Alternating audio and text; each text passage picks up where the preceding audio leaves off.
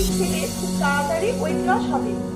এই ড্রিঙ্কটাকে বানাতে 1 গ্লাস জল লাগছে, মধু, স্লাইড করা লেবু আর স্লাইড করা আদা।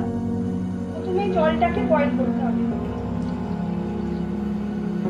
জলটা একটু গরম হলে আমি এবার আদার স্লাইডগুলো দিয়ে দেব।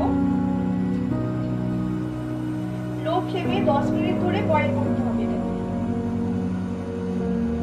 10 মিনিট বয়েল হওয়ার পর এটাকে আমি স্টপ করে দেব।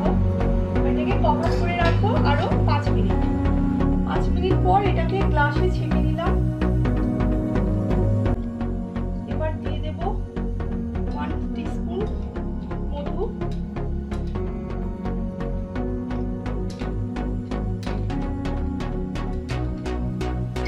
দিয়ে এটাকে ভালোভাবে মিক্স করে নিতে হবে। এবার দিয়ে দেব স্লাইস করা লেবু।